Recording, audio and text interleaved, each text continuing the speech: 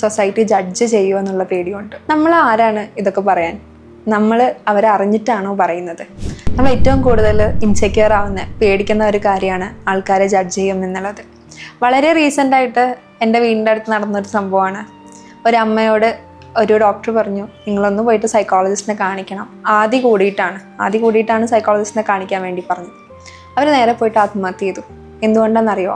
Society judge ചെയ്യുമോ എന്നുള്ള പേടിയുണ്ട്. ഒരു പെൺകുട്ടി ഒരു ആൺകുട്ടിയുടെ കൂടെ നിന്നിട്ട് ഇൻസ്റ്റഗ്രാമിൽ ഒരു പോസ്റ്റ് ഇട്ട് കഴിഞ്ഞാൽ നമ്മുടെ നാട്ടുകാർ പറയുന്ന കാര്യം എന്താണെന്നറിയോ? ആ പെൺകുട്ടി ശരിയല്ല. നമ്മൾ ആരാണ് ഇതൊക്കെ പറയാൻ? നമ്മൾ അവരെ അറിഞ്ഞിട്ടാണോ പറയുന്നത്? നമ്മളിലേക്ക് നമ്മൾ എപ്പോഴെങ്കിലും നോക്കിയിട്ടുണ്ടോ?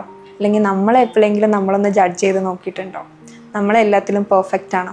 പണ്ട് പറഞ്ഞ പോലെ പാപം ചെയ്യാത്തവർ കല്ലെറിയട്ടെ എന്നാണ് പറഞ്ഞിരിക്കുന്നത്, അല്ലേ? അപ്പോൾ നമ്മൾ പെർഫെക്റ്റ് ആണെങ്കിലാണ് നമ്മൾ ജഡ്ജ് ചെയ്യാൻ അർഹരായിട്ടുള്ളത്. നമ്മളിൽ ആരാ പെർഫെക്റ്റ് ആയിട്ടുള്ളത്? So stop judging people.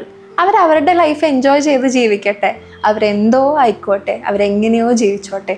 Give them basic respect. അവരുടെ പേഴ്സണൽ സ്പേസ് അവർക്ക് കൊടുക്കുക. ലൈഫിൽ ഒരുപാട് പ്രശ്നങ്ങൾക്ക് നമുക്കതൊരു പരിഹാരമാവും. Thank you.